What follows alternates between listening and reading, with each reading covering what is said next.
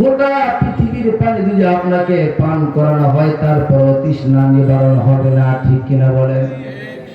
উত্তম মৃত্যুর 1 নম্বর আলামত, 1 নম্বর নিদর্শন হলো আবু দাউদে 3116 নং হাদিসের বর্ণনায় আন মুআয ইবনে জাবাল রাদিয়াল্লাহু আনহু قال قال رسول الله صلى الله عليه وسلم من كان آخر كلامه لا إله إلا الله دخل الجنة أو كما قال النبي صلى الله عليه وسلم। হযরতে মুআয ইবনে জাবাল থেকে হাদিস, আল্লাহ রাসূল বলেন উত্তম মৃত্যুর 1 নম্বর আলামত হলো, 1 নম্বর নিদর্শন হলো মৃত্যুর সময় কালেমা নসিব হওয়া। সুবহানাল্লাহ। এটা উত্তম মৃত্যুর কয় নম্বর আলামত? আওয়াজ করে বলেন, জোরে বলেন, কয় নম্বর? 1 নম্বর। উত্তম মৃত্যুর 2 নম্বর আলামত, 2 নম্বর নিদর্শন হলো মৃত্যুর সময় কপাল দিয়ে মৃত্যু গাম বের হওয়া। তিরমিজিতে হাদিস এসেছে, হাদিস নাম্বার 982 নং হাদিসের বর্ণনায় আল্লাহ রাসূল বলেন আল মুমিনু ইয়ামুতু বিগরাকিল জাবিন। সুবহানাল্লাহ বলেন। আল্লাহ রাসূল বলেন উত্তম মৃত্যুর 2 নম্বর আলামত হলো কপাল থেকে মৃদু গাম বের হওয়া। আল মুমিনু ইয়ামুতু বিগরাকিল জাবিন। নবী আমার ডেকে বলে মুমিন ব্যক্তি যখন মৃত্যু বরণ করবে তখন তার কপাল দিয়ে গাম বের হবে। সুবহানাল্লাহ। এটা হলো উত্তম মৃত্যুর কয় নম্বর আলামত? সকলে আওয়াজ করে বলেন, সকলে আওয়াজ করে বলেন, কয় নম্বর? 2 নম্বর। উত্তম মৃত্যুর 3 নম্বর আলামত জুমার দিনে বা জুমার রাতে মৃত্যুবরণ করা। তিরমিজিতে হাদিস এসেছে, হাদিস নাম্বার 1074 নম্বর হাদিস। আল্লাহ রাসূল বলেন, হযরত আব্দুল্লাহ ইবনে আমর থেকে হাদিস, বিশ্বনবী মুহাম্মদুর রাসূলুল্লাহ বলেন মা মিন মুসলিমিন ইয়ামুতু ইয়াওমাল জুমআ আও লাইলাতাল জুমআ ইল্লা ওয়াকাহুল্লাহু ফিতনাতাল কবর। নবী আমার ডেকে বলে উত্তম মৃত্যুর 3 নম্বর আলামত হলো, 3 নম্বর নিদর্শন হলো জুমার দিনে বা জুমার রাতে মৃত্যুবরণ করা। নবী আমার বলেন কেউ যদি জুমার রাতে বা জুমার দিনে মৃত্যুবরণ করে রব্বুল ইজ্জত জালাল তাকে কবরে আযাব থেকে হেফাজত করেন। সুবহানাল্লাহ। এইজন্য যখন দোয়া করবেন, যখন নামাজ আদায় করবেন, ব্যক্তিগতভাবে যখন দোয়া করবেন, এই দোয়ার মধ্যে এই কথাটা সব সময় যাতে থাকে, ওগো মালিক যখন আমার মৃত্যু দিবেন ওই দিনটা যেন জুমার দিন হয় বা জুমার রাত হয়, ঠিক কিনা বলেন? এটা হলো উত্তম মৃত্যুর কয় নম্বর আলামত? আওয়াজ করে বলেন, আরো জোরে বলেন, কয় নম্বর? এটা হলো উত্তম মৃত্যুর 3 নম্বর আলামত।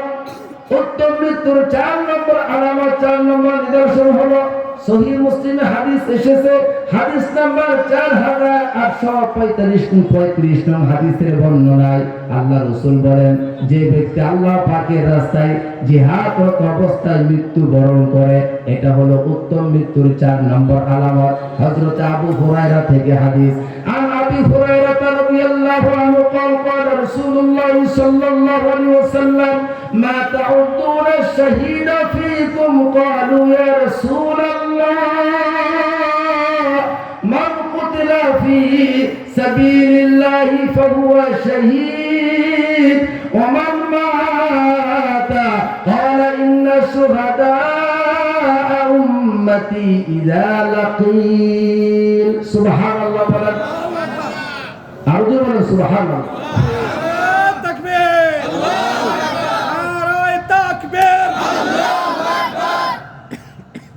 উত্তম মৃত্যুর 4 নম্বর আলামত নিদর্শন হলো আল্লাহ পাকের রাস্তায় যুদ্ধরত অবস্থায় মৃত্যুবরণ করা। আল্লাহ রাসূল সাহাবায়ে কেরামকে জিজ্ঞেস করলো, আমার সাহাবারা মা তাউদ্দুনা শাহিদা ফিকুম, তোমরা তোমাদের মধ্যে কাদেরকে শহীদ বলে গণ্য করো? সাহাবায়ে কেরাম বলে, ইয়া রাসূলুল্লাহ, যে আল্লাহ পাকের রাস্তায় মৃত্যুবরণ করে আমরা তাদেরকে শহীদ বলে গণ্য করি। বিশ্বনবী মুহাম্মদুর রাসূলুল্লাহ বলেন ইন্না শুহাদা উম্মতি ইযা লাকিল। সুবহানাল্লাহ। আল্লাহ রাসূল ও আমার সাহাবারা তাহলে তো আমার উম্মতের মধ্যে শহীদের সংখ্যা সবচেয়ে কম হবে। কি হবে বলেন? সবচেয়ে কম হবে, কারণ সবাই আল্লাহ পাকের রাস্তায় জীবন দিবে না। অনেকে সন্তানের চিন্তা করবে, অনেকে স্ত্রী চিন্তা করবে, অনেকের মা বাবা চিন্তা করবে, অনেকে নিজের গচ্ছিত সম্পদের চিন্তা করবে। তারা নিজের জীবনটা আল্লাহ পাকের রাস্তায় বিলিয়ে দিবে না। এজন্য আল্লাহ রাসূল বলেন তাহলে তো আমার উম্মতের মধ্যে শহীদের সংখ্যা কম হবে, কারণ শহীদের মর্যাদা রব্বুল ইজ্জত ওয়াল জালালের নিকট কম না বেশি? আওয়াজ করে বলে কত বেশি আল্লাহ বলেন ولا تقولوا لمن يقتل في سبيل الله أموات بل أحياء ولكن لا تشعرون الله أكبر বলেন উচ্চারণ আল্লাহু আকবার। আল্লাহ তাআলা ولا تقولوا لمن يقتل في سبيل الله أموات بل أحياء ولكن لا تشعرون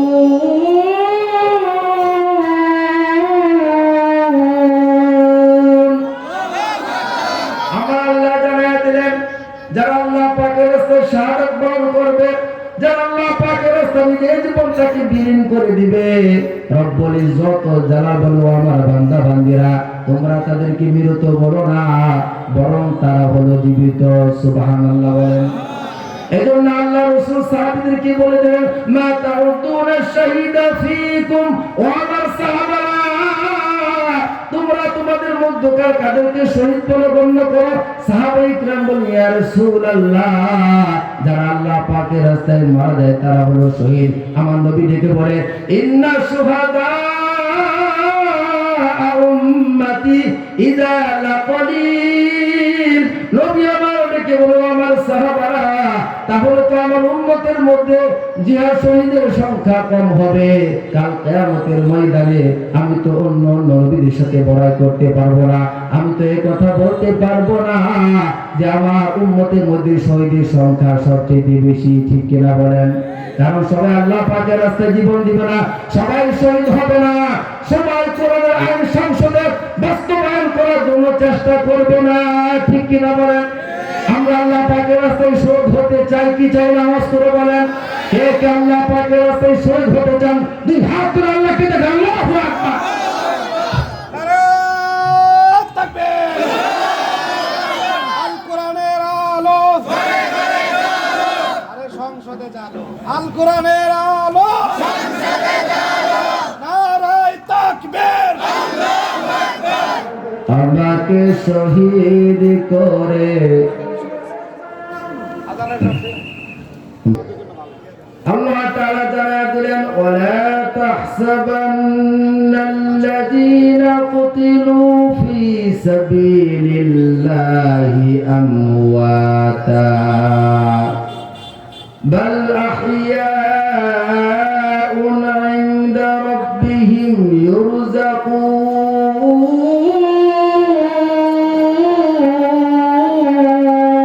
ইউরযাকুন। আল্লাহু আকবার। আরো জোরে বলেন আল্লাহু আকবার।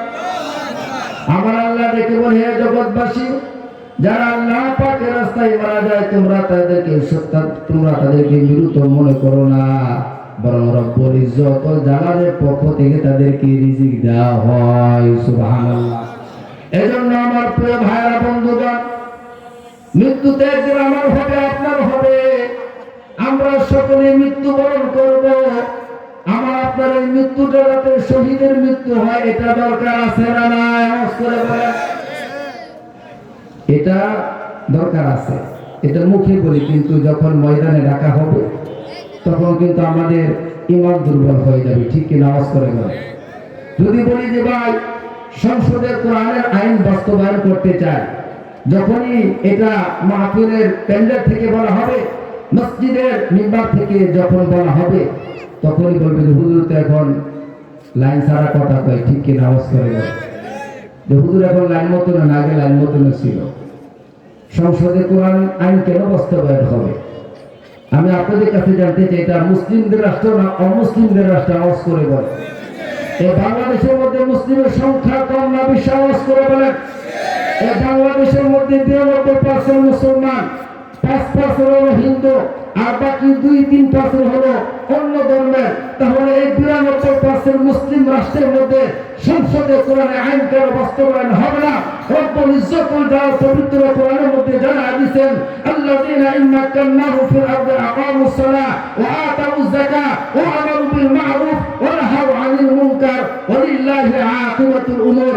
রব্বুল ইজ্জতুল জালাল জানা দিয়েছেন, যারা রাষ্ট্র ক্ষমতা পাবে, যারা ক্ষমতার আসীনে আসীন হবে, রব্বুল ইজ্জতুল জালাল আয়াতে কারিমা নাযিল করে দিয়েছেন, তাদের এক নম্বর দায়িত্ব হলো তারা সংসদে নামাজকে বাধ্যতামূলক করবে। ঠিক কি নামাজ করে বলে?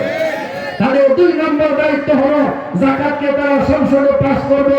যে যারা বিত্তবান, যারা মালদার, তাদের দায়িত্ব হলো প্রত্যেকটা সম্পদের হিসাব করে লাখে ২৫০০০ টাকা এটা রাষ্ট্রীয় কোষাগারে জমা দিবে। আর রাষ্ট্র ওই সম্পদগুলো এর প্রাপ্য এর যে হকদার তাদের কাছে পৌঁছায় দেবে। ঠিক কিনা বলেন? আমি আপনাদের কাছে জানতে চাই, স্বাধীনতার পর থেকে নিয়ে ৫৫টা বছর অতিবাহিত হলো, কত দল গেল আর আসলো। আমি আপনাদের কাছে জানতে চাই, সংসদে কোরআনের আইন বাস্তবায়ন হয়েছে কি হয়েছে না? আওয়াজ করে বলেন। হয় না। সংসদে কোরআনের আইন বাস্তবায়ন হয় নাই। সংসদে কোরআনের আইন বাস্তবায়ন করা এখনো সময় আছে না নাই? বলেন। এবার এই সুযোগ আছে না নাই? আওয়াজ করে বলেন। সংসদে কোরআনের আইন বাস্তবায়ন করতে গিয়ে যদি চাকরি ছাড়তে হয় চাকরি ছেড়ে দিব, যদি স্ত্রী ছাড়তে হয় স্ত্রী ছেড়ে দিব, যদি সন্তানকে বিসর্জন দিতে হয় সন্তানকে বিসর্জন দিব, যদি এটিও মাতৃভূমি ত্যাগ করতে হয় তারপরেও মাতৃভূমি ত্যাগ করব, তারপরেও কোরআনের আইন সংসদে বাস্তবায়ন করে ছাড়বো ইনশাআল্লাহ। এই জন্য যদি জীবন দিতে হয় জীবন দিব। আমরা সকলে শাহাদাতের কামনা করি যে আমরা সকলে আল্লাহ পাকের ইজ্জতুল জালালের সামনে শহীদ হিসাবে উপস্থিত হতে চাই কি চাই না? আওয়াজ করে বল। আমাকে শহীদ করে সেই মিছিলে শামিল করে নিও। আমাকে শহীদ করে সেই মিছিলে শামিল করে নিও। যেই মিছিলের নেতা আমির হামজা হুবাইব খাব্বাব, খোদার ছিল যারা অতি প্রিয় শামিল করে নিও। আমাকে শহীদ করে সেই মিছিলে শামিল করে নিও। সকল আমিন বলে। মোহতারাম হাজিরিন, আমি আমার অসম্পূর্ণ আলোচনা এখানে রেখে দিলাম। গতকালকে প্রায় ৩ ঘন্টা মাইকের সামনে কথা বলা লাগছে।